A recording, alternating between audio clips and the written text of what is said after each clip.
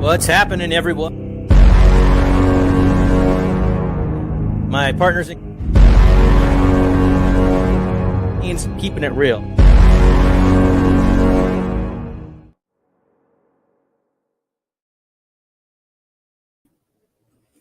What's happening, everyone, and welcome to El Chile Boxing Talk. Got myself and Run PMC here to talk boxing with you all. We got one hell of a show here, and we got a lot of topics to go over. Our homies, Sean Gringo Hicks and Nopal Baxianos, are out yet again. It has nothing to do with us trashing Chavez and De La Hoya last week. We respect both of those fighters. It's just purely coincidence. That's all, but we're here to talk some boxing. Run, how you doing, baby? Doing well. Glad to start the week off with some boxing talk. It was a relatively eventful weekend this past week, so I'm looking forward to it. Me too, man. I'd like to give a shout out to some people in the chat. JC is first in the house, followed by Ryder of the Storm. Thanks for being here, brother. Team Batman Boxing. Knocked out by Kenny. If you all know us, you should know Kenny. You should sign up to him and Maestro. They got all kinds of good stuff going on over there. So welcome, bro. All right. And then so let's get into it. Run, I know you didn't have a chance to take a look at this particular fight, but I just wanted to touch base real quickly on what was supposedly a robbery over the weekend. And we're going to discuss it. So it looks like people are saying that Raymond Ford got a gift decision over Edward Vasquez. Now, I did watch this fight. I had it roughly like about, I don't know, I'd say like 6-4, 7-3 for Vasquez. So I would classify this one as possibly a robbery. Like, okay, so here's the thing. There's been this talk here at El Chile of this new concept called like lightweight robberies. Like, it's kind of like, yeah, it's a robbery, but like a lightweight robbery. Like, that's what I'd say I saw here. Like, I thought it was a kind of entertaining fight. I do think that Ford was put out of his element. I think that Vasquez did such a good job of bringing the aggression, bringing the power punching, bringing Ford to the ropes when Ford didn't want to go there. So, I mean, like, I definitely had Vasquez winning this fight. Like I said, lightweight robbery. I don't know if I would be like super pissed off about this one in general. Like, it just happened. It is what it is. You know what I mean? But like, I just wanted to give my 2 cents on it. I watched the fight. If Ford is a hype job, and I've been hearing that people are saying, okay, well, why would Ford get the benefit of the doubt? Yeah, he's the company guy, and that's the guy that they're pushing. But if he doesn't have it, he doesn't have it. So, like, why would you waste like a gift decision on this guy? Which I thought was like a pretty interesting concept. Like, and I guess I understand what they mean. They're talking about a gift decision towards the cash cow, right, Run? I mean, you figure that's what they're talking about. Yeah, it's I mean, we've seen it time and time again with the guys coming up in the careers and getting draws, split decisions, majority decisions, and any type of the draw, majority draw, split draw. And one guy that comes to mind that still pertinent, just fought Virgil Ortiz, is Maurice Hooker. Like, I saw several fights coming up. I think the one that stands out to me the most is when he fought Darlis Perez. Was that he got a draw on that, but I thought he lost, and he has a few other split decisions, majority decisions that I think it was on ESPN, and Teddy Atlas was saying, I forgot which fight this was, but he was saying that that's just what happens when you have up and coming guy. They'll give you just a draw or a split decision win, but you know what happens if you were the quote unquote B side or opponent in that, not the house fighter. So, I mean, like Chicano said, I didn't get a chance to watch this fight, but if you're saying that, then it could have very much been the case. Yeah, the one thing I do want to say though is, it is nice to see young, up and coming prospects, and I do consider Ford a prospect, go in there and face adversity early. Like, he's got, and on top of that too, Ford was on my radar. I've seen him on undercards, and I thought, wow, this guy's pretty good. I like his hand speed, but I mean, he was, he's very confident. And in every fight I've seen him, and he looks like he's in complete control, and he's just like levels above people in the fights that I've seen anyways, right? So it was good to see him face some adversity. I actually like his corner too. Like, I don't know like where this corner's come from, and I don't know if they work with anybody else, but I think they were telling him the right things, and they're trying to keep him calm. And I'm also a fan of when a corner will tell their fighter, like, dude, you need to win these last rounds. Like, you need to win these rounds. Win them.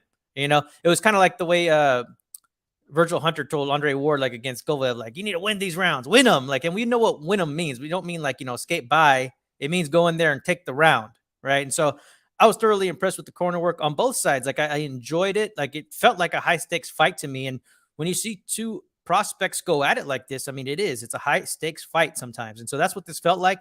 So I didn't even watch it live. I went back and watched it. But like we were talking about, Ron, one of the benefits of rescoring like controversial fights is you still don't know how you're going to have it in your mind's eye. So it's kind of a new fight because even though you know it went to decision, that's all you really know, So yeah, man, let's get to the next little subject that we wanted to talk about. The main event, Carlos Cuadras versus Jesse Bram Rodriguez. And Jesse Bam Rodriguez has won the WBC super flyweight vacant title, 12-round decision.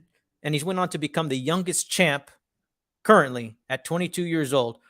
Run, it looks like you had a chance to check this one out, man. So what'd you think about this particular fight, brother? I was expecting Bam to win, but I wasn't expecting him to win necessarily in the manner that he did, especially dropping Cuadras in the way he did with or stepping around and hitting him with the uppercut. And then really outside of just losing a few rounds, thoroughly dominated this fight, in my opinion. I mean, Cuadras is a lot of people who know that he's gone through a lot of trainers, and then um, Rudy Hernandez and Robert Garcia both said that Cuadras has a lot of demons or maybe just things he does outside of the ring that aren't beneficial to his career. So it's definitely, you don't know what type of Cuadras you're going to get in the ring, but it looked like he was ready to go for this fight, and he did have his moments, but it just seemed like the younger guy, more skilled, and obviously the higher ceiling prevailed in this one. You have to give him all the credit, especially going up 1 to 2 weight classes to take this fight. And I'm looking forward to seeing what Bam has going in the future. I know that people have said, and Sontea Media confirmed, that Bam is looking to move down to 108 and 112 and vacate the title at 115. I necessarily don't think that might be. I don't know if I would do that if I was him. I mean, I'm not a boxing person inside of boxing, but it just seems that all the money's at 115, and then even if he comes in there, maybe not at the limit, but just doesn't have to cut weight, I think he can contend with a lot of the guys. I know his brother is there, so he might not want to interfere with anything going on there. So that might be why. But I don't think vacating the belt is, if the WBC allows him to keep the belt, then I don't think vacating would be the right move, in my opinion. Great breakdown, Ronan. And right now I'd like to welcome G Funky Boxing in the building. What's happening, brother? Hey, what's going on? You guys can hear me? Yes, sir. How you doing, man? Doing all right, man. Thanks for having me on.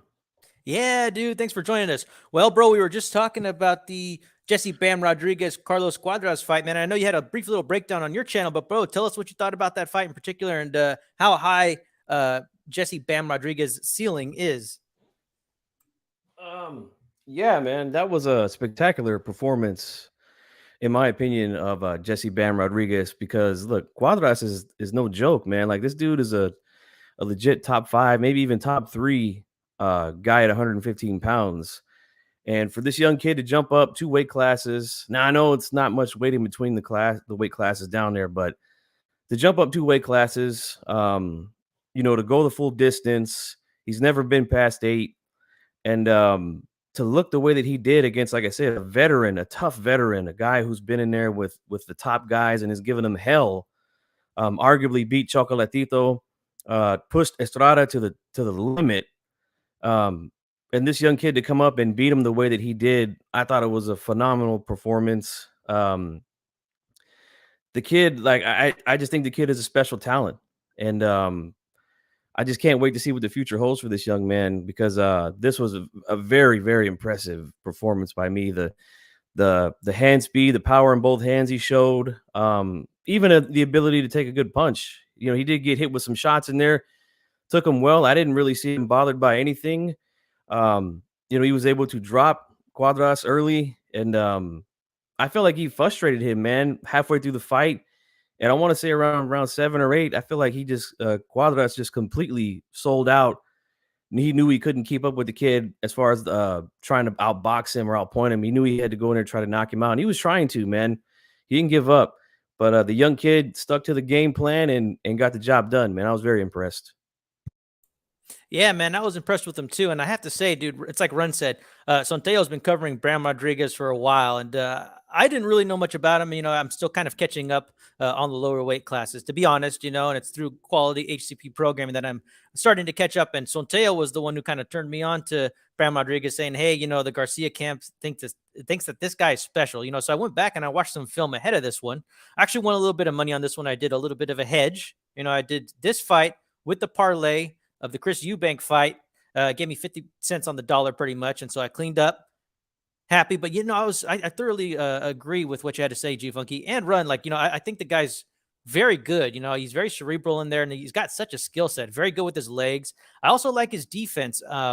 Man, he could just really he's got a really nice stiff guard, and he could just let the punches roll off his arms. On top of that, too, he's got a good sense of the flow of the punches that are coming at him. So he's kind of I wouldn't say rolling with the punches, but he just kind of knows at what angles are coming. So he kind of has them glance off of his guard. Very impressive. And he's a power puncher, man. And he's also got a really nice jab. I was really impressed with that jab, a nice power jab.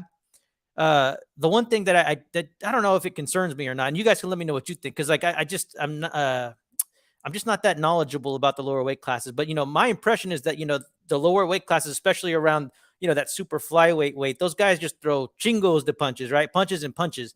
And I did hear the corner, Robert Garcia, say, hey, you need to throw more combinations, keep throwing those combinations. And the commentary did say that his output was a bit low or lower, even though he had a higher connect percentage. And I wanted to know, what were your guys' thoughts on that? Do you think that that's a problem, or at that weight class, what do you think about volume? I think volume's needed unless you're just really hurting guys. I think volume is probably needed at the lower weight classes, just because inherently they're not going to have as much strength, so they're not going to do as much damage with each punch. So usually the volume will, I guess, please the judges and allow you to win rounds, unless you're severely hurting guys or just pushing them back a lot. And I think Bam has that, has the ability to hurt guys, but I don't think you necessarily need to be reckless with the volume. But I definitely think the lower guys need the volume, if that makes any sense. Sort of like women's boxing, where they need the volume, but that's a result of them having 2-minute rounds. But for the little guys, just because they don't have as much punching power, I think they need more volume. What do you think, G Funky? Any thoughts on that?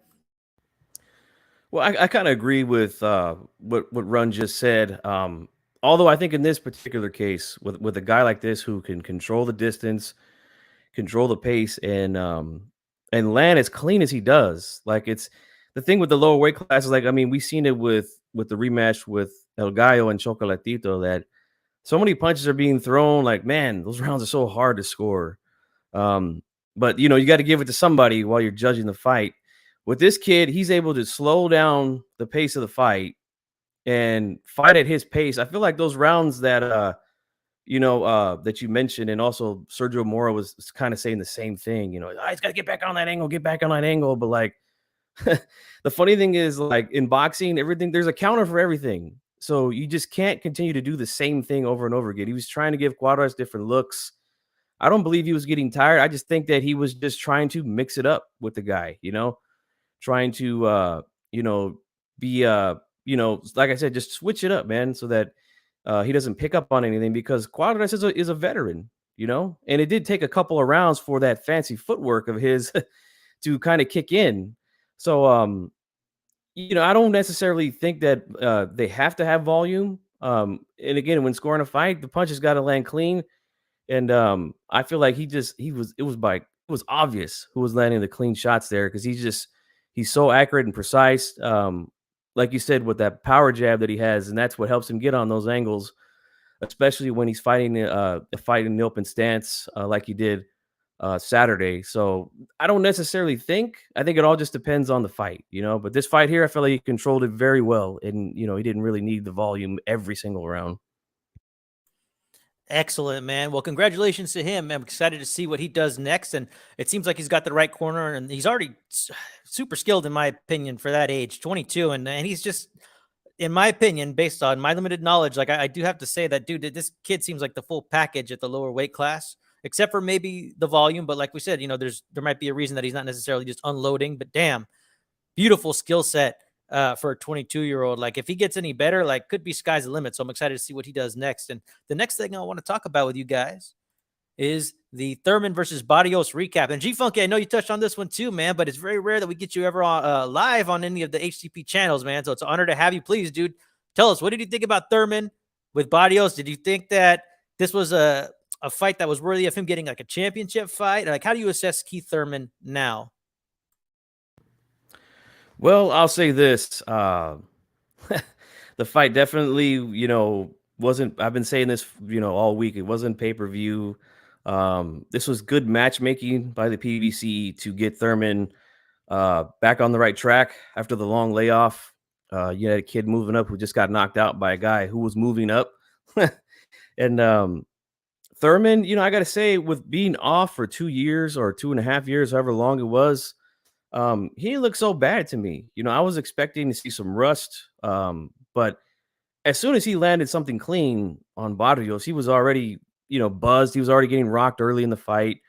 Thurman, I felt like he sat down on his punches a little bit more. I was kind of thinking maybe early the rust was starting to show. Maybe he didn't have the type of legs that he used to.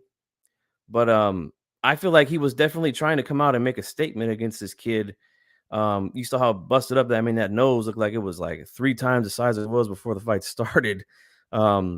So I would say this: I liked the way that Keith looked, but this was definitely good matchmaking and a fight to get him back in the flow of things. I know he said he wants the guys at the top.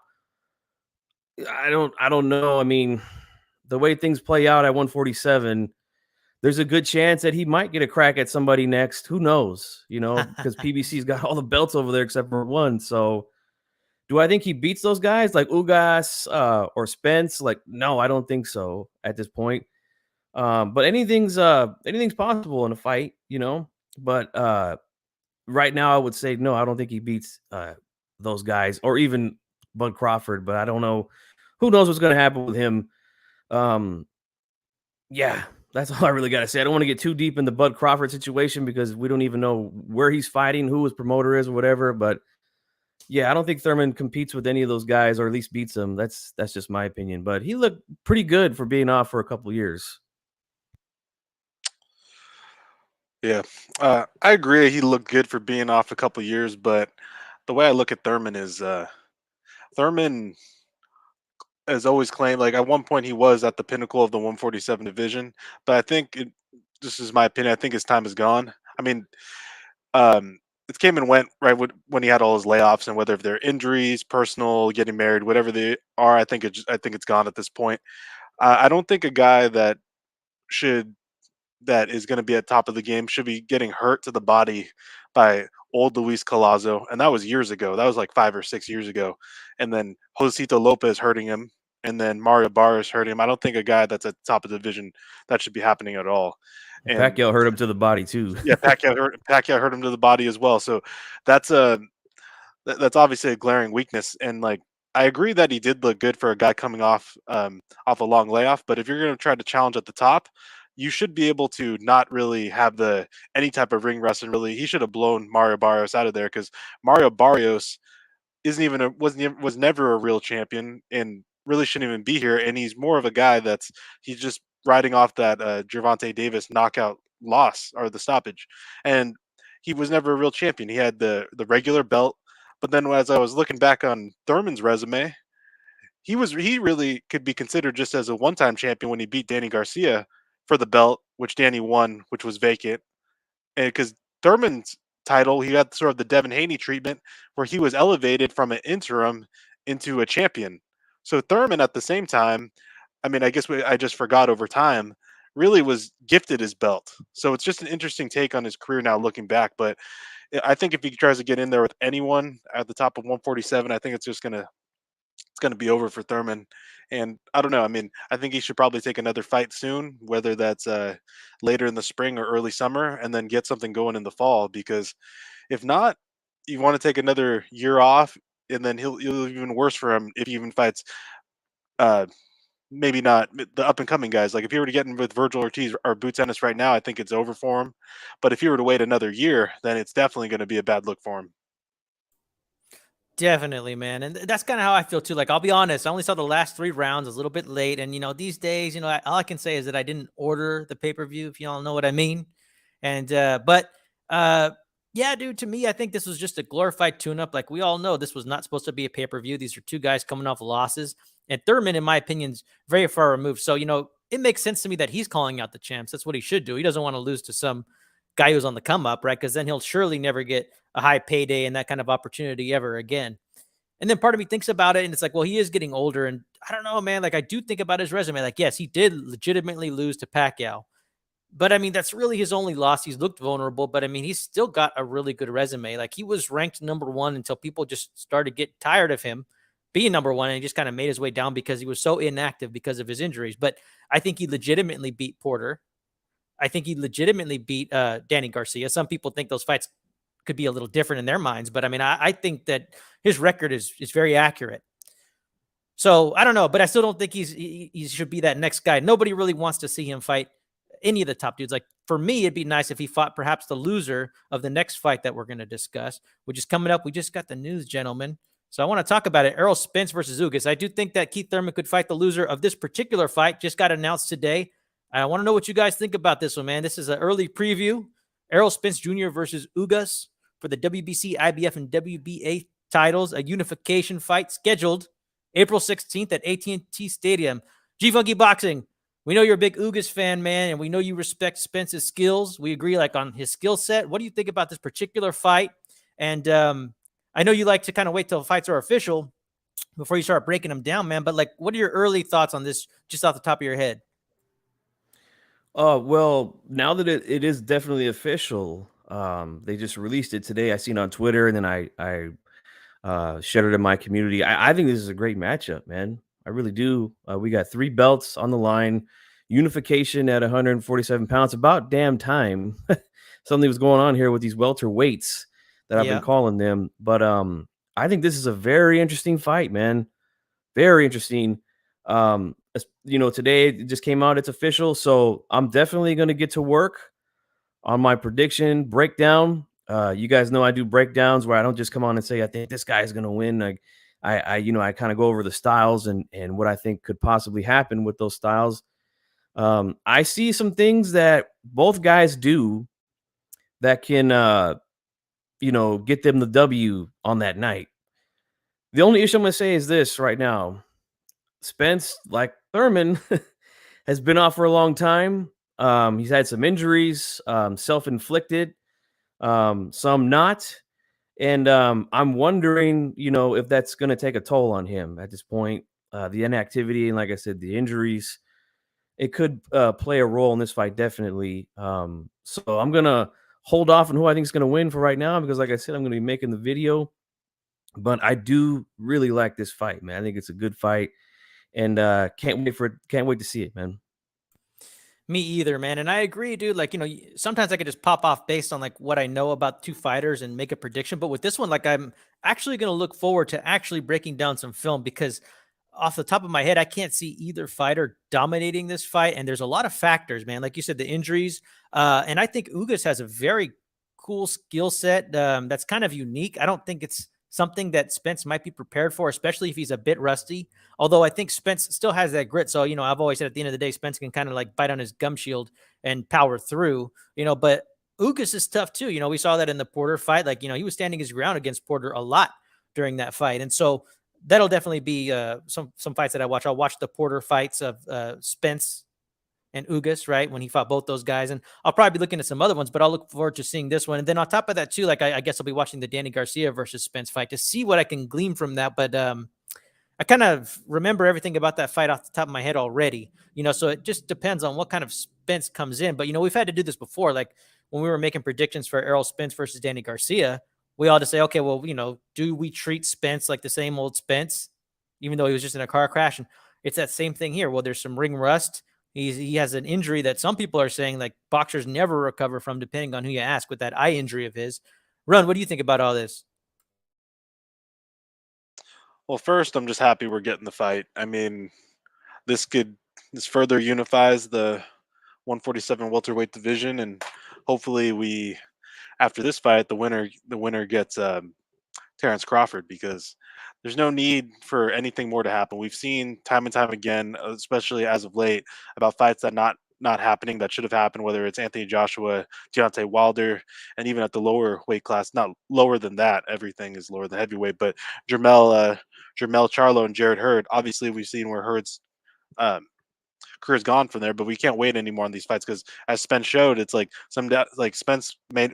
I mean, thank God, but he might not be alive if it wasn't for the miracle of him surviving that car crash. But initially, like just gut feeling, without even reviewing any film, I just say Errol Spence, and I agree that if he was going to win, he's going to sort of have to dog your Dennis Ugas. But we know Ugas can get down and then get an inside game a little as well.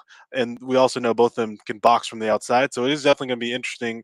I definitely would have to look at some film to make a final prediction. But my just gut feeling, just when I saw the fight and what the people would talk about, I think Spence is going to win. I think it's probably going to be majority unanimous decision. But who knows? I still have to look at film. G Funky, do you think Spence's jab is as good as it's always been? Yeah, I do. Based off of the fight that you're showing right now on the screen, I felt like the jab was still one of the best jabs in boxing, in my opinion. The way that he throws it, the way that he uses it. Um, but I also see. I don't want to get too deep into it, but just what I see here is that yes, the jab is good. Ugas has a great jab as well. Spence likes to use the high guard. So does Ugas. So, I mean, a lot of similarities here. The only difference is, one's a southpaw, one's an orthodox. So they'll be in that open stance. But Ugas, he's shown in that fight right now that you're showing on the screen against a southpaw who's got tremendous hand speed, throws volume, that, he's perfectly comfortable fighting in that stance. So there's some things that I see. I mean, again, both guys with the high guard. So there are openings in the high guard. I think it all just depends on who can take advantage of those openings. And man, it's going to be a good fight. But I do think that Spence's jab, I've said it for the last couple of years, especially after when I seen him beat Mikey, the way that he beat Mikey with the jab, and the way that he was throwing it, I feel like it's one of the best jabs in boxing, in my opinion. Me too. It's a thoroughly impressive, nice, stiff jab, and he could just keep laying it. And you could use it as a rangefinder. You could use it to just pop you. Like, I'm always impressed when Spence throws that jab, and I'm also very happy that this fight's happening kind of quickly. April's not that far away. Although I do think about the timing of this because I thought, well, they better not push it into summer because and I think even if they have this fight pop off in April, it's like, well, Ugas will be a 35-year-old defending champion, and that will make Terrence Crawford, who turns 35 in the summer, that will make him also a 35-year-old defending champion. And so I think that's kind of interesting. Like, I don't know. I don't know if it's timing, but I mean, we can all agree that Spence has taken his time. Like, I never wanted to see the Sean Porter fight personally. Like, that wasn't a priority of mine. Neither was the Danny Garcia fight, although, we all kind of forgave that one after the accident. But I mean, this isn't necessarily the fight that we want to see either. But now Spence, even though he's in his early 30s, is starting to fight those mid-30s defending champions. And all I could say is that, to me, this all seems pretty well timed. Does anybody have any opinions on that before we move on to the next subject? I'm just glad that they're further unifying the division and then just to cut down the champions. I mean, I'm glad it's happening now rather than pushing this back to summer or even fall. So it means that Spence is doing well in camp. And then, I mean, knock on wood, but he hasn't had any known setbacks that would inhibit the fight from happening. I have a quick question for both of you. Is we know that Crawford just fought in November, end of November.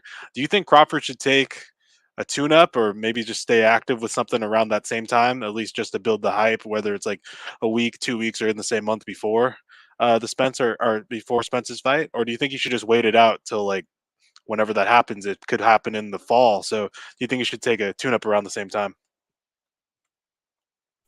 Well, I think Terrence Crawford's a machine, and I think that, he's busy anyways on his Instagram. You can see that he's always working out. He's always sparring.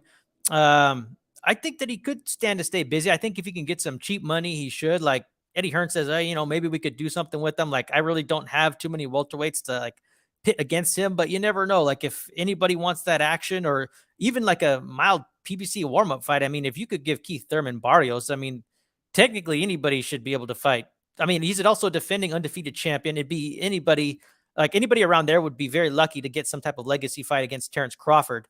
So, and you know what? Maybe Terrence Crawford does deserve maybe that stay busy tune-up fight. Like I don't necessarily want that for him. I'd rather see him fight Spence. But if Spence is taking his time to get to Crawford, well, then, yeah, sure. Crawford, go ahead and make some money. You know, give us a top 10, top 12. I mean, you know, the welterweight division is slowly starting to get loaded up. Like I kind of like the fighters that are coming up. So I think there's a lot of potentially tasty fights that could happen. But he's also kind of run through the opponents, you know, in a way, the ones that are available anyway. So I mean, if nobody shows up, I'd be okay either way. But I mean, if anything, it'd be nice if he could hire his profile a little bit in the lead up to that Spence Crawford fight, assuming that fight pops off. But yeah, man, I'm all for him trying to get as busy as possible because he is going to be 35 soon. Yeah, I want to mention something also about Crawford. You know, I've said this several times on my channel and on several shows. I think he's the best welterweight in the game right now. I think he beats everybody right now in the top 10. It's just, it's so weird, like the situation that's going on with him. This is the way I honestly feel. I honestly feel like if he stayed with Top Rank, they would probably, I have a feeling, this is just my gut feeling, that if he was stayed with Top Rank, that they would throw him Keith Thurman like they did Sean Porter. That's what I honestly think. But since he's, you know, suing them, obviously that's not going to happen now. So I don't know what's going to happen with him, man. I hope he does stay busy. You know, I don't know how, you know, he doesn't have a promoter right now. Hopefully somebody picks him up because I would hate to see him, you know, he's, you know, getting up there as well. He's in his mid-30s. So I would hate to see him just sit on the shelf and get rusty while the rest of these guys are finally starting to mix it up on the PBC side. But, you know, I don't know, man. It's frustrating with Crawford. You know, I've been wanting to see him fight these guys for a long time because, you know, I've been saying he could beat them all. And I'm just glad that, you know, he finally got his hands on one of those guys from the PBC, beat him. But we'll see what happens, man. But I do wish he could get a fight somewhere so he can stay active and not be too rusty. Definitely, man. And Ugas needs to counter Spence and work him in order to win. I don't believe Ugas has more power than Spence. Thank you, Ryder of the Storm. And then Ryder of the Storm has a question for us. He wants to know if we'd be surprised if Ugas wins against Spence. Definitely not. Like I said, I think we all agree that, you know, we need to look at some film, and this is actually a good fight. So I don't think the odds will be that wide, to be honest with you. Like if Spence was more than a 3-1 favorite, I'd be very surprised. If we were talking like 4-1, 5-1, I'd be trying to put some money on Ugas. Yeah, I'd be surprised because I don't think that it would serve the PBC to have Spence lose. I think it would be they would lose a potential. I mean, who knows if they were going to make it? But the Spence Crawford fight, and I think Spence Crawford is a bigger fight, at least from a public standpoint, than it would be Ugas Crawford. So I don't see him in a close fight losing. So I would be surprised if Spence lost in that case. That's a tricky one, man, because although I agree with you, Run, that Spence versus Crawford is a much bigger fight than Ugas versus Crawford. But either way, PBC still wins because they would get Crawford. And, you know, we'll never know. I mean, look, right now, Ugas could be, you know, gaining some momentum amongst the casuals. He just fought Manny Pacquiao, who's got a lot of fans. He fought in front of a sold-out arena in Las Vegas. So he's got a little bit of momentum there. If he beats Spence here, man, he you know, that might take him to the next level. So it's true. You know, we'll see, man. But I do agree as of right now, Spence Crawford definitely a bigger fight. Yeah. And also to piggyback off that, even if Ugas were to win, the PBC potentially could pay Ugas way less than they would pay Spence. So maybe that will tip it where it's more of an even fight on the scorecards, like no one's handicapped going into the fight. Nice. I want to give a shout out to some people who are in the chat. We saw Sean Gringo Hicks here earlier. Sean, thanks for stopping by. We know you're working, brother. And then also Chris Reyna is in the house. Glad it's finally official. I think Spence versus Ugas will be a tough fight for both. Agreed. Thank you so much for joining us. Then we got Evo Green. Thank you for joining us. And George with Off the Ropes Boxing and MMA. You guys got to check him out. Him and Julian do a great job. I think they have a show just after ours with Kenny T coming up. So you guys be sure to check that one out. And I want to get into our main event for this weekend. We're headed to England. Gentlemen, Daniel Jacobs versus John Ryder taking place at the Alexandra Palace in London.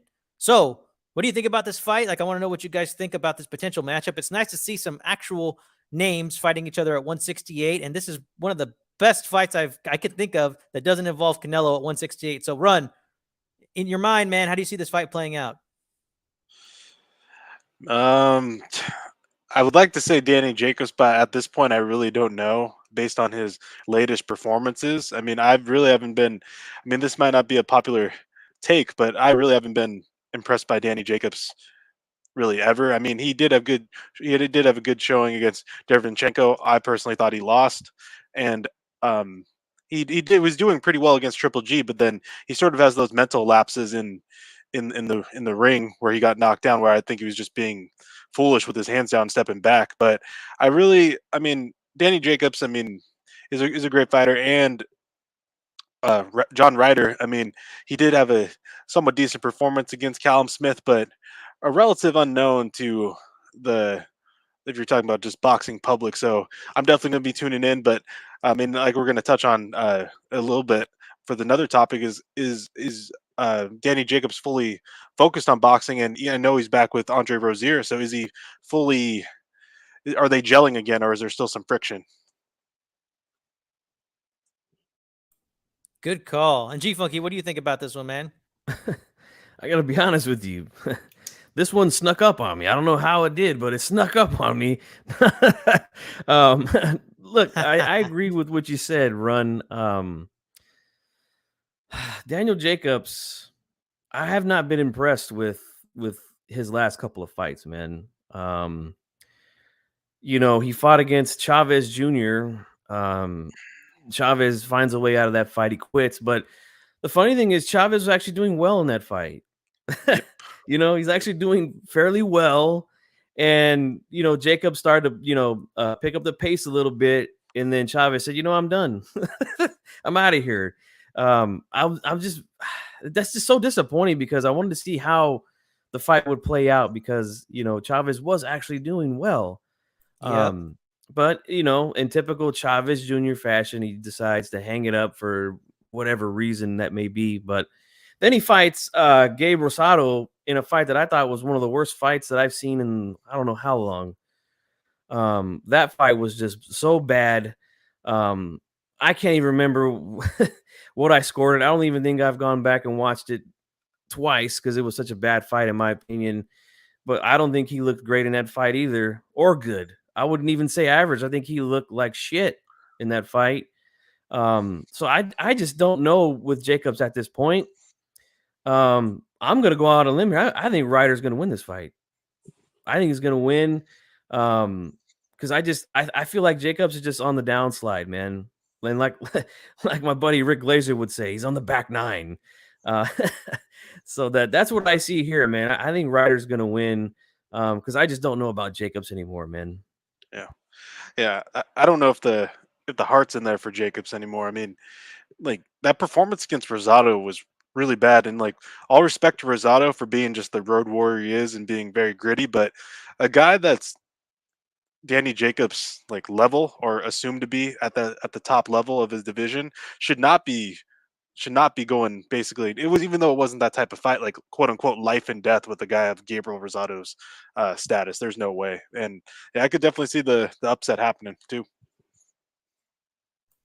Oh, yeah. I want to give a shout out to Nopal Boxianos in the house, man. Thanks for joining us, brother. He's in and out from work, it looks like.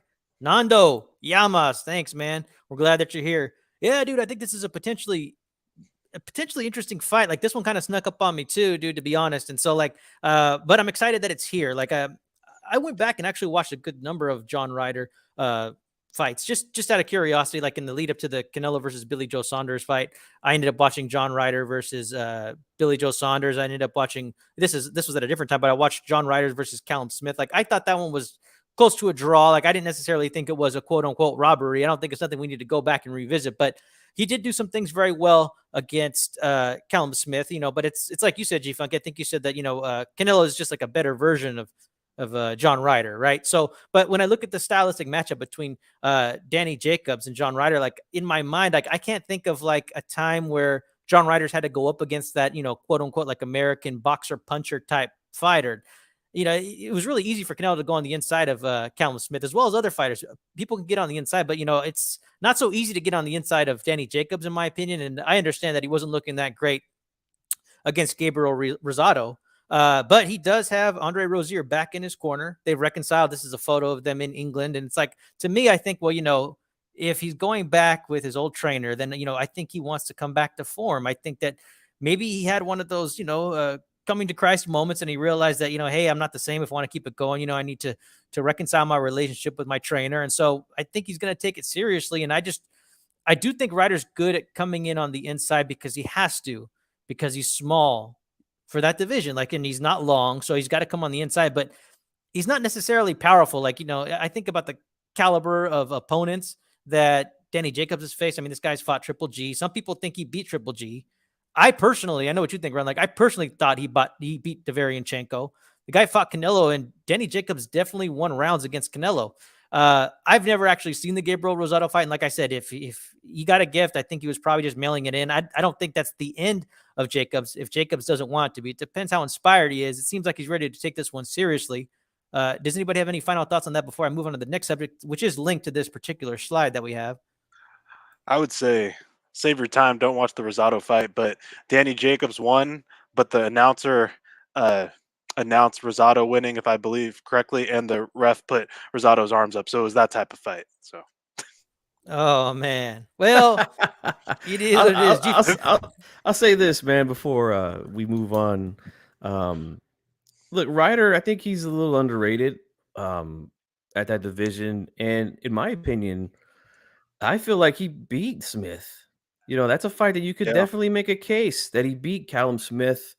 Although he doesn't officially get the win, but he's very tricky and crafty with the way that he gets inside on these guys. Now, Callum Smith, and I said this in my breakdown when he fought Canelo, that yes, he's tall, yes, he's got long arms, but he doesn't really use his jab the way that he should. He has a very active guard where he kind of paws with that left hand, leaves it out there for guys to come over the top. It could easily be timed, and that's what another shorter fighter who's just levels above Ryder was able to take advantage in Canelo.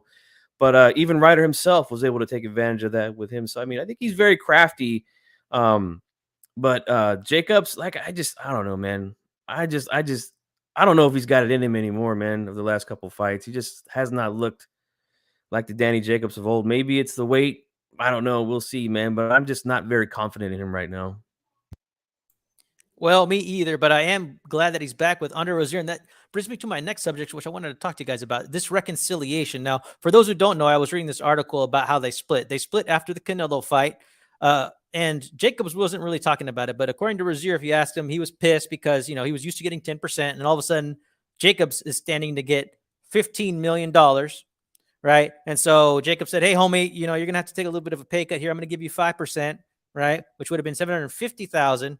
And he said, okay, that's all good. And according to Rozier, Jacobs wasn't really doing what he wanted him to do in the camp. According to Jacobs said that, well, during certain weekends, Rozier would go off and work certain corners for his fighters, right? So they kind of had a little bit of, on top of that, Jacobs was also pissed off that Rozier didn't fly in with him to fight week in Vegas, right? And so after that fight, Rozier got a check for $100,000 with no explanation, no nothing. Doesn't sound like they had a contract, which doesn't sound abnormal in a trainer-fighter relationship. But now they've reconciled. And so I just wanted to see what you guys thought in general about trainer loyalty, fighter-trainer loyalty. I'm glad that they've reconciled, but there's a lot of times where, somebody will drop a trainer, and like we were talking in our group there about this, just fighters like De La Hoya, Robert Alcazar. We've talked about that, just other situations. I want to know, like, how far do you think it should extend? What do you think about these like handshake deals?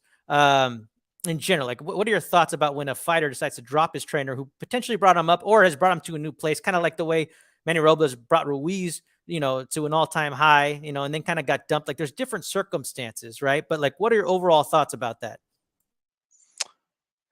I think you should always, as a trainer and even a fighter, you should always have a contract in place to protect yourself. Um, because handshake deals, as you see, nothing is really going to hold up in court unless you have a pen to paper, black on white, or whatever you want to call it. But I mean, as a man, I think in that situation, Danny Jacobs, he might have paid him the money, but he should have been a man of his word. And Rozier accepted the 5%. And then if he was a man of his word, paid him what he was due, but not give him a seventh of what he was due. As for the changing his percentage, we've seen that like probably most publicly in recent years would be Triple G and Abel Sanchez, where he was getting his big DAZN contract and he wanted to give Abel way less than he was used to. I think that was also 10%. And then we saw it also with Nacho Berenstein and Juan Manuel Marquez, where Juan Manuel, we don't know what he reduced it, but I don't think Nacho was getting 10% towards the end of his career. So um, I think protect yourself with the contracts, but also I think you should have loyalty to a point, but at the same time, I think it should be open ended in a way that if the fighter doesn't think he's getting what he needs from the trainer, then you have every right to leave. And then the trainer, if he doesn't think if you're doing everything right, you have every right to leave, or the trainer has every right to leave the fighter as well. The only thing is just as long as you promise someone you're going to pay him, that you pay them. But I'm fine with you moving around if it's best for either party's future. Well, I agree with a lot of what you just said, Run. I got to be honest with you. A lot of this stuff, besides the De La Hoya talk, Chicano, and obviously Ruiz moved on. Like I feel like that was a knee jerk reaction by him. Definitely felt like he should have kept Robles. I liked Robles. The instructions that I felt like he was given Ruiz during his fights with Joshua was good. It's just one of those things, man. He had a knee jerk reaction. If I'm going to move on. But as far as like with handshake deals and stuff like that, Run is absolutely right, man. You have to get something on paper, man, to protect yourself. I understand, they came up together and stuff like that, but when you go from making, thousands of dollars, at the beginning of a fighter's career to, you start getting into the millions, money can change people. So it's definitely something you definitely have to protect yourself with contracts, man. So I mean, if they didn't do that, then that's 100% their fault, But I don't really get involved in this type of stuff when it comes to boxing. And like I said, this is news to me, the Rozier and Jacob situation, man. So that's really all I got to say about it, though.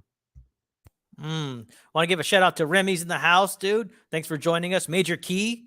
All right, pound for pound boxing, real news. Well, sweet, man. Yeah, no, those are some great points. And as far as like my general thoughts about like trainer loyalty, like looking back, I have to say, like I think Oscar, he had a bit of his own ego, but I think when certain fighters are just naturally skilled, I think sometimes trainers and fighters get lucky finding each other. Like, I think Robert Alcazar did a very good job with Oscar De La Hoya. I mean, he's very well polished up to 147, in my opinion. And you could see that Oscar De La Hoya maybe did try to keep him around. Like he was getting criticism from the media and other people about keeping Robert Alcazar around. He was bringing in like really notable chief seconds or people who could also give him information in the corner before he ultimately made his switch after I believe it was after the Mosley loss. So I kind of understood that one, and it's like, I look back at like other relationships, like we already touched on the Manny Robles, Andy Ruiz, like we all thought that was pretty messed up what happened, and the way Ruiz came in unprepared for that rematch had nothing to do with Manny Robles, but Manny Robles stayed loyal and, saw it through.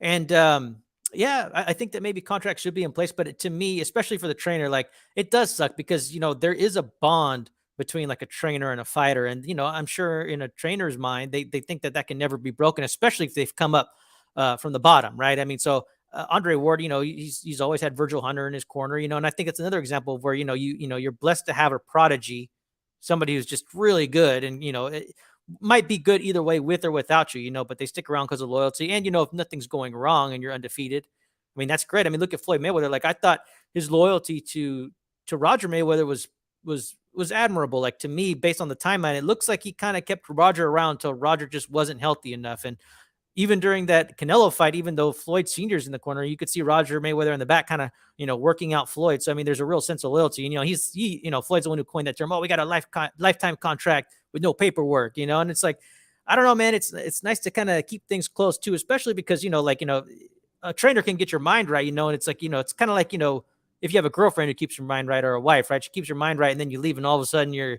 a mess, or, you're not sure about, certain things that, they kind of told you not to worry about, or they know, your shortcomings, things like that. And so, like, when you leave to go to another trainer, like it must be kind of weird to have somebody new kind of give you those assurances, because the new trainer is kind of like a hired gun, you know what I mean? But I do think that you can be taught more. And I do think that you can outgrow your trainer a bit. But I think what Danny Jacobs did, from Andre Rozier's perspective, was pretty messed up in my opinion. But it looks like they're reconciled. I'm not sure if it was like, okay, well, let's reconcile, and now you're going to pay me what you owed me, or like, okay, now that I'm in my big check, now we can get back together. Now you can make your 10%, now that I'm on the tail end and slipping, so those are some interesting perspectives. Does anybody have anything else on that before we move on to our next segment? I just want to say with Oscar, to me, I feel like Floyd Mayweather and Robert Alcazar were the best trainers for him. As far as him, like, skill wise, I feel like he looked the best in the fights that he had for those guys as a trainer.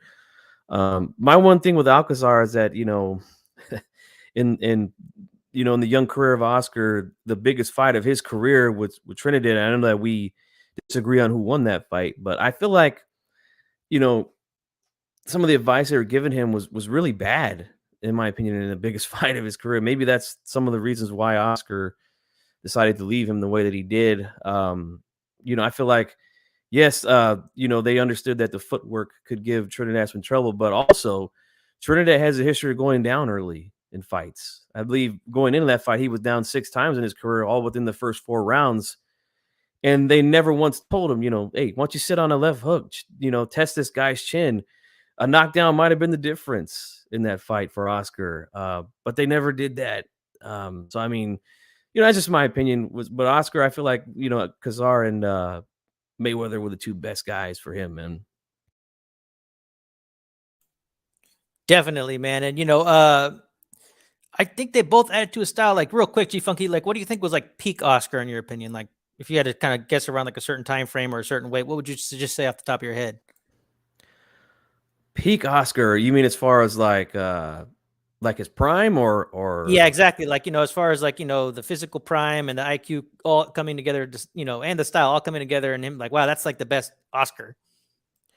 I would say probably like the late 90s to the early 2000s, in my opinion, was the best look for Oscar. The boxing, the hand speed, and, he was fighting fucking everybody at that time. He's fighting Ike Corte, Obakar, Felix Trinidad, Shane Mosley twice.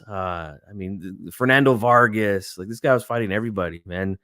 So, I mean, yeah, I think to me that was the best time for Oscar. And real quick, bro, now that we have you, I don't know if you caught one of our episodes, but we were kind of going over Oscar's wins and losses, and we were just talking about some contentious ones. And real quick, you had the Ike Corte. Was that a draw? You had that fight a draw? No, I scored that fight for Corte. Okay. Yeah, I thought, but it was a close fight, man. Well, that's actually one of my favorite fights of all time to go back and watch. Brings back such good memories, and that's when I was really starting to. I think at the time that fight happened, I was like 14, and that's when I was really starting to understand like how to score boxing, not just cheering for my favorite fighter. So like that time period right there for me was a good time period, and that's one of my favorite fights to go back and watch. Mine too, man. I really enjoyed it, and I think you recommended the John Molina fight, which I had never seen. So I went back and watched that one. It was pretty interesting to see. That was like, kind of like a rough and tumble fight at a lower weight class, and Oscar, kind of being the big man. I thought that was a thoroughly entertaining one, but I did have Oscar winning that one. Bro, let me ask you, G Funky, like, what'd you think about that second Mosley fight? I scored that fight for Oscar. I felt Oscar won that fight pretty convincingly, in my opinion. I don't think that there should have been any, ifs, ands, or buts about it, in my opinion. I felt like he boxed very well. I feel like he should have done that the first time. with Shane. But I remember in the lead up to that first fight with Shane Mosley, everybody was kind of giving him a hard time for the way that he finished the Trinidad fight. So I remember hearing him say in the commercials leading into that fight, I was like, I'm not coming to box. I'm coming to knock him out, and he wanted to stand his ground and try to, close the deal on Mosley. But at that time, Mosley was just, had too much hand speed for him, and just outpunched him in that fight. It was a very close fight as well, but I do feel like Oscar beat him in the rematch. So in last week, the El Chile crew classified De La Hoya versus Sturm as a certified robbery, man. Do you agree with us? Absolutely. There's no way Oscar won that fight. Oh man, well there you go. Well, hey man, now that we've talked shop a little bit, we got G Funky's opinion on everything. Let's go to our controversial rescore. I'm happy to be talking about this one. It's one of our more recent controversial rescores. Usually we go back in the day, but this one's a little bit more recent when Pacquiao was 38 years old, and we got the one and only Run PMC to break it down for us. Run, please tell us what was going on at the time. All right, so this fight was definitely an interesting fight when looking back on it, and even just obviously living through following boxing and watching this. And it took place on July 2nd, 2017 in Suncorp Stadium in Brisbane, Australia. And this was for Manny Pacquiao's WB welterweight title. And this was his last fight with Top Rank. So you could take that for what it is with how this fight turned out. Pacquiao was coming off his win over Jesse Vargas, which he regained the WBO belt, which was vacated by Floyd Mayweather after Pacquiao and Mayweather's fight. And then Vargas beat Saddam Ali, in my opinion, which was probably Jesse Vargas's finest career performance, was against Saddam Ali. And then Jeff Horn, relative unknown, was coming off his win over who probably could be his second best win over Ali Funyeka. And then another notable win, which I didn't see this fight, honestly, was against when Jeff Horn beat a very aged Randall Bailey. So Jeff Horn, relative unknown coming into this match, but some background for this fight was that originally in January 2017, that's when they first started talking about this fight, but they also concurrently started talking about Manny Pacquiao versus Amir Khan in Dubai, which always seems to happen with Pacquiao fights. Bob Arum, at least in the latter part of his career, would talk about how we have money in Dubai, we have money in Saudi Arabia. This fight's going to happen for Pacquiao. Nothing ever came to fruition. So who knows how valid those negotiations actually were. And then Amir Khan was also actually won a poll on Twitter that I think was conducted either by Pacquiao's team or Top Rank on he should be Manny Pacquiao's next opponent. He obviously wasn't, and it's funny that Amir Khan fell for this again because this also happened when Floyd Mayweather held a poll before he fought Marcos Maidana, and Amir Khan also won that poll, but he didn't get the Floyd Mayweather fight, and Maidana got 2 fights out of that. So sort of got thrown off regarding that, but this fight eventually got made. Michael Kant announced in March 2017 that Manny Pacquiao was going to go over to Australia and fight in front of 500 or 55,000 fans, and they were really hyping up that this is going to bring millions and millions of dollars to the local economy. And then another thing to note is this was Pacquiao's first time off pay-per-view since 2005. Regarding the belts, the WBA and the WBC belt were held by Keith Thurman, which we touched on a bit on the background earlier in this episode. And then Errol Spence just came off his win over Kell Brook and has the IBF belt. So the current champions at this time were Thurman with the BA and BC, Spence with the IBF, and Manny Pacquiao with the WBO. So G Funky, how'd you what are some things you remember from this fight? And if you can remember your scorecard, how'd you have this scored? Yeah, that was a good breakdown there, Run PMC, of the history leading into this fight. I was actually scoring half of this fight when I jumped on. Chicano reached out to a group that we're in and said, he wanted to see if anybody could jump on with you guys today. So I had a little bit of time, so I decided to sit down and rescored. Originally, I did think that Pacquiao won this fight, watching it live. And I scored it again for Manny Pacquiao, 7-5. No, he doesn't get the win, but I wouldn't call it a robbery because, yes, I feel like the wrong guy got the victory, but I feel like there was a lot of close rounds in this fight. I have 5 close rounds, swing rounds, my card after rewatching it again. The one thing that stood out to me was early on, Manny Pacquiao had a hard time with Horn's style. Horn was controlling the ring and was closing that gap really, really easily. He was controlling that real estate in the ring really, really easily early on in his fight.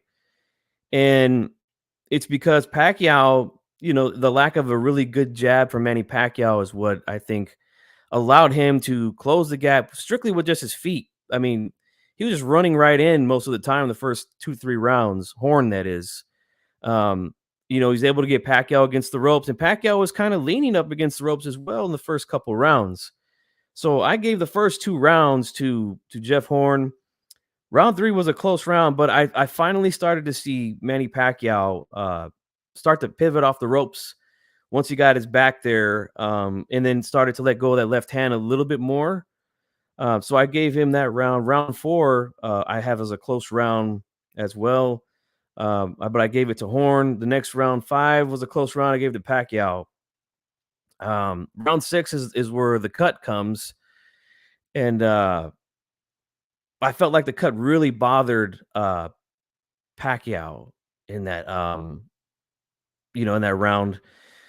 Even in the next round, he just didn't look. He looked like he was still kind of buzzed from that headbutt. And I mean, for anybody who's ever been headbutted like that, I mean, Jesus, it could really throw you off, man. Give you a massive headache the next day. But then, round 8, I gave Pacquiao rounds 8 through 11.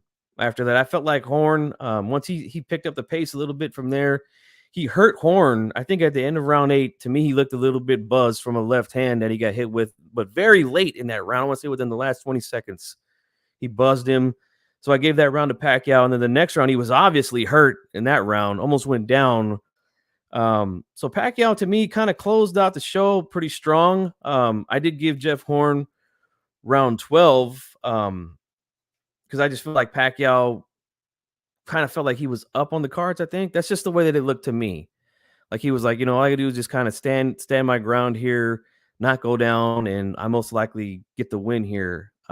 Because it was really kind of a lazy round for both guys, but I felt like Horn again in that same round was able to control the ring by cutting that distance, and again, no jab from Pacquiao to keep him off. So that's a round that I gave to him.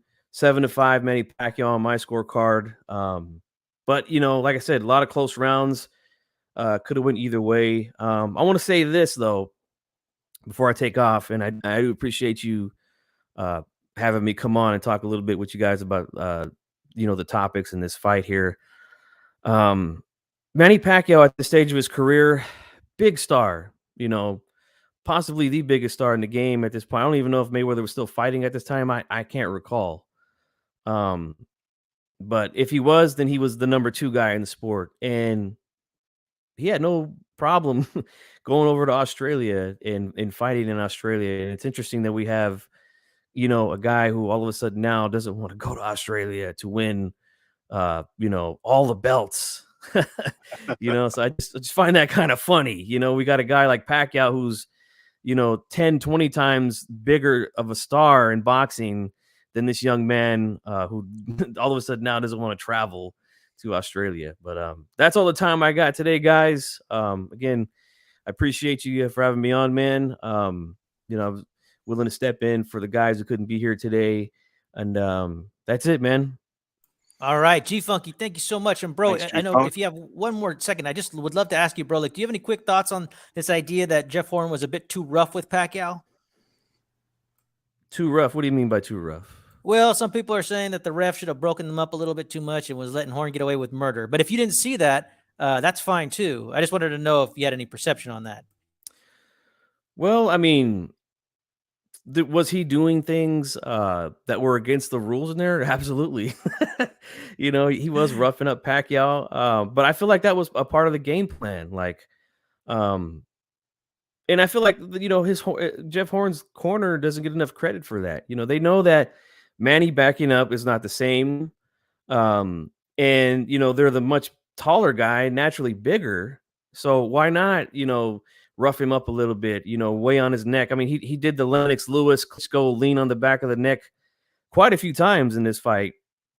But I don't think it. I mean, I don't think it was too excessive. I feel like it was just one of those fights because Manny got a little rougher there himself, and look, that's fine. I don't mind fighters giving receipts. Like, you're gonna be dirty with me, I'm gonna be dirty with you too. So I don't think it was over the top for Horn, but I think it was just a part of them trying to put their size on him to try to wear him down late in the fight. That's what I think. Great, man. Thank you so much, G Funky, for joining us, man. We really appreciate your 2 cents and all your input, brother. All right, guys, have a good one. You See ya, too, man. G-Funk. All right, man. Well, I thoroughly enjoyed this fight. And I've talked about this before. I never really had a chance to watch this fight in full. When I watched it, it was kind of a choppy feed. On top of that, I only watched about 6-7 rounds. So this was great for me to be able to watch a defending champion in Manny Pacquiao fight against Jeff Horn and not really know the outcome. I do know that it went to decision, but I had a chance to look at this fight and see, what happened in my own mind, right? So my initial observations for this particular fight was that, I've never really seen somebody out muscle Pacquiao like this. Now, he's always been the smaller guy, but when I think about the Claudies or the Margaritos, they don't really use their weight or their strength. Not really. They never really kind of ragdolled Pacquiao. This is the first time I've ever seen anybody ragdoll Pacquiao. If Pacquiao would ever try to clinch, a lot of times Horn would just try to throw him off, just use that strength. But early, though, I thought Pacquiao did look pretty good. I thought that Pacquiao he had a good timing down. This guy was a lot more polished than he used to be, a little bit more business than wild, well polished, just beautiful timing, Horn's attack, in my opinion, was neutralized early. You know what I mean? And on top of that, too, what I liked about these rounds is that, I felt like every round had a story, so I think even the closing seconds of some of these fights, some of these rounds was important. So I really enjoyed going round by round on this particular fight. It kind of stands out to me in that regard. And then I do think that Horn started coming on, Manny Pacquiao started, I wouldn't say slipping, but, his activity rate started going down a little bit. On top of that, Horn started to outwork Pacquiao. And on top of that, too, I felt like Horn was really working his free hand very well, and I know there's some contention about the way this fight was refereed. Now, I had heard that, and I'd also read it too when I was going over controversial fights. A lot of people are saying, oh, the ref was letting Jeff Horn get away with murder. Well, I saw a few things in my mind, right, that I thought, okay, well, that's, a little dirty, but I felt like the headbutt thing, that was not the best thing, but it wasn't a clear headbutt in my opinion, right? And on top of that too, when Horn tried to start using his forearm just a little bit, the ref did say, hey, that don't do that. He clarified that one, and on top of that too, I felt like Manny Pacquiao at times was trying to clinch, but not effectively clinching. And Jeff Horn would have a free hand and he would try to work. He got lucky that the ref went in there, in my opinion, and broke it up because a Steve Smoger, or even a Mills Lane would have allowed that to continue because Jeff Horn was working and Manny Pacquiao just was lazily just trying to get a break. Now, once we started getting in the middle rounds, it's like G Funky said, I didn't really like the way Pacquiao was going to the ropes. There's times in Pacquiao's career where he was going to the ropes because he wanted to, against Cotto off the top of my head, right? But sometimes your corner will tell you, hey, man, stay off the ropes, right? But even I was sitting there going dude, what are you going to the ropes for? That's not a good idea, But of course, Pacquiao is all class, super experienced, and had a whole hell of a lot of heart, right? So I ended up scoring this fight a draw. I gave Pacquiao rounds 2, 10, 2, 3, 4, 7, 9, and 10. And so, although I did have some swing rounds, right? So I gave Horn 3 out of 4 swing rounds. So if you're counting it this way, in my mind, I think it should have been a win for Pacquiao or a draw. I don't think that Horn was the winner of this particular fight, but I wouldn't necessarily call it a robbery. I think if you give him the benefit of the doubt once on one round, then you could potentially have Jeff Horn winning this fight. But I wouldn't argue with somebody who did say it was a robbery. I just didn't personally see it that way. Although it was a good fight, and I have respect for both of them, respect for Pacquiao for going over to Australia. And you could tell that the fans really were appreciating Pacquiao. When Pacquiao started to rally and he had that beautiful round against Jeff Horn, man, the crowd was just way into it. They had true appreciation for the legend. And this was a big step-up fight for Horn. And, he really rose to the occasion, and treated Pacquiao like the little guy that he was. something that I've never seen before. So props to Jeff Horn. I thoroughly enjoyed this fight. Run, how did you have it, man?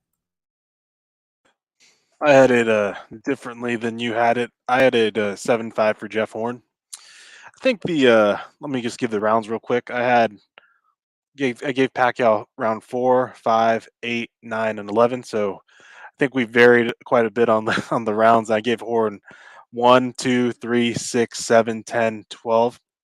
And my close rounds, I gave actually out of the 4 close rounds, which are 3, 5, 8, and 11, I gave 3 of those to Manny Pacquiao, and then 1 of them to Jeff Horn.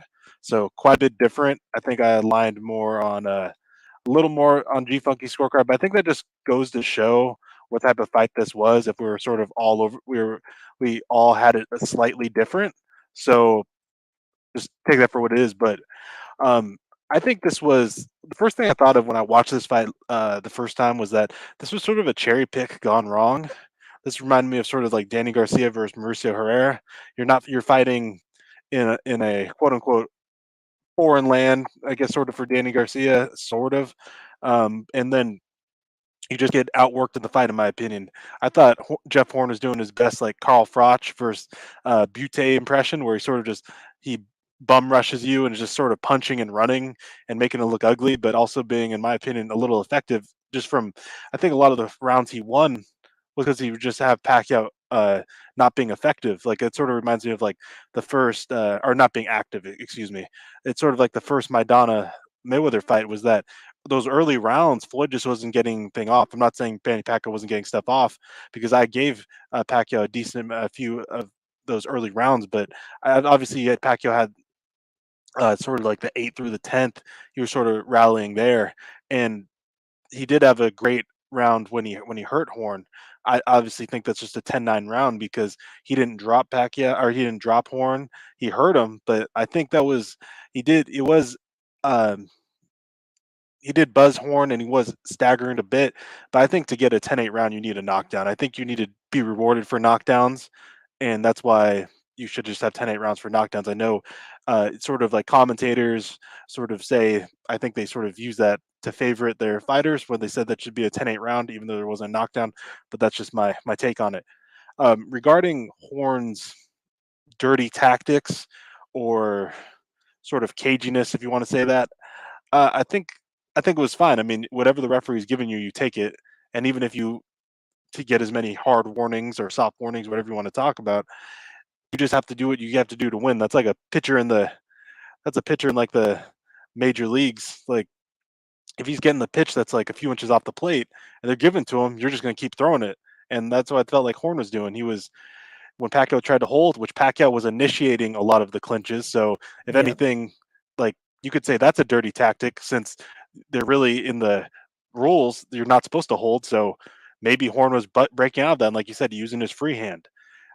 You could take it for what it is, and it's like I feel like people give credit to like Bernard Hopkins, uh, because Bernard Hopkins uses like his cagey veteran tactics, and people look at it as like a positive. It's like, well, the ref's not calling it. They don't see they're like B Hop's doing stuff on the side where the ref can't see it.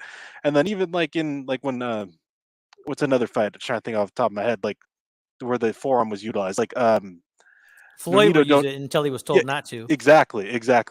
Like Floyd would use it. Floyd would ride the guys down where they come in, and he just jumps on their neck, and he would try to control that, and it tires the guys out. And like even Nonito Donaire when he fought Guillermo Rigondeaux, he was getting outclassed for the entire fight.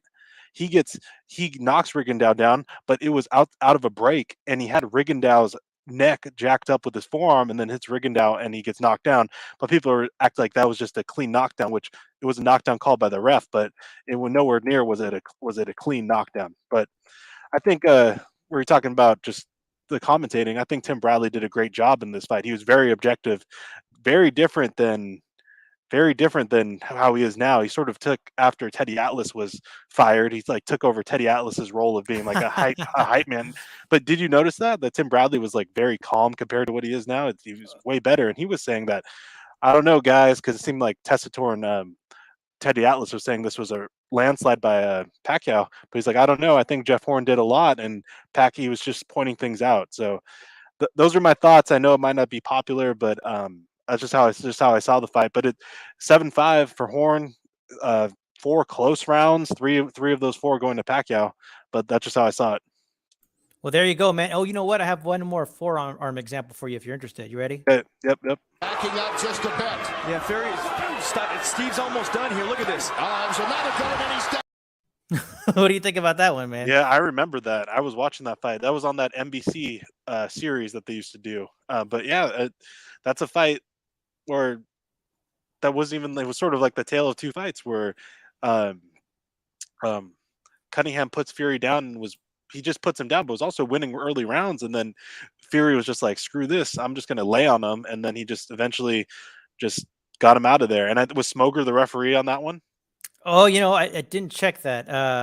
Actually, let's watch that whole clip and maybe we'll find out. But real quick, I just want to give a shout out to Remy. He says Pacquiao was robbed. He had it 9-3 for Pacquiao, maybe 8-4. Yeah. Kenny is convinced that it was 1,000% a robbery, although he hasn't had a chance to rescore it. And then Philly Drew Irish is in the house. Thanks for that, brother. And then Nopal is here in the house, and he's got some notes here that I want to read off. He says this: my scorecard is 7-5 for Pacquiao. He gave Horn rounds 1, 4, 6, 7, and 12. And Nopal says, I thought Horn was a filthy bastard in there. If he missed shots, he would push Pac's head down, grab him, and toss him. I believe that gave an illusion that he was dominating Pac-Man. Rewinding time and remembering how I felt at the time, I distinctly remember feeling a lot of resentment towards Pacquiao because I felt he cheated the fans by not pulling out of his Mayweather fight because of the supposed shoulder injury, and I really wanted him to lose at the time. I also believe many fans had the same feelings, and watching this fight back then, it was extremely easy for me not to view this fight objectively.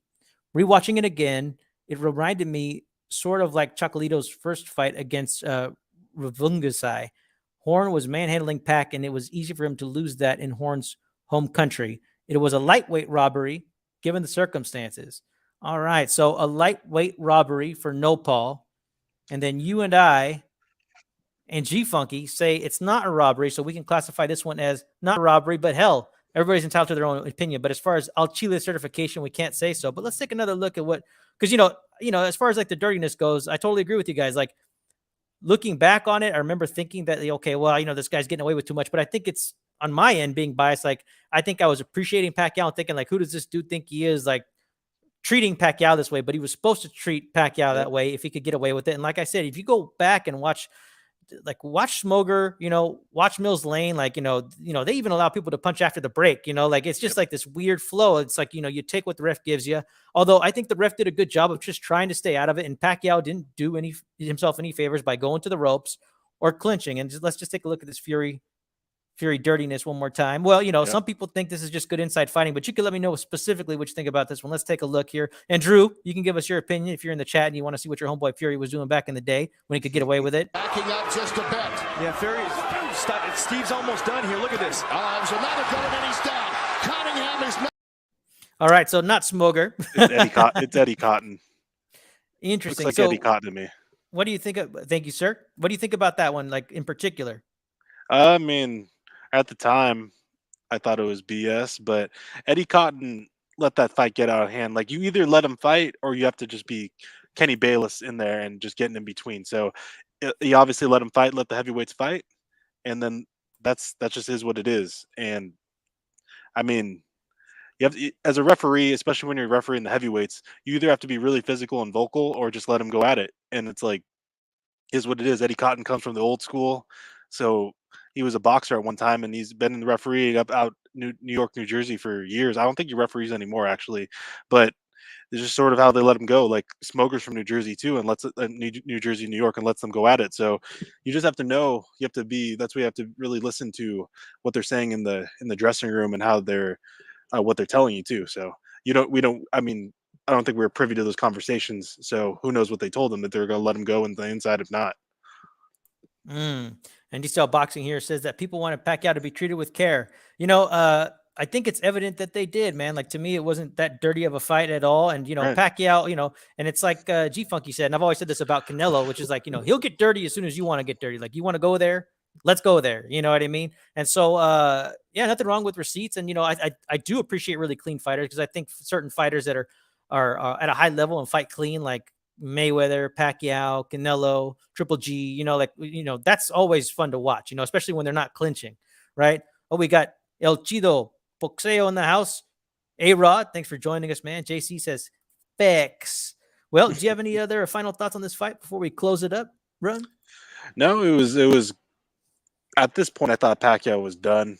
Looking back on it, because then he sort of revitalized with Lucas Matisse, and then that was sort of at that point where like, is Freddie Roach training him? What is he going to do? Then fought a little with the PBC, had this win against Thurman, and then obviously just lost to Ugas. But great career, probably the best career that I've seen in boxing, like in my lifetime, getting to watch it. And sad to see him go, but it was time.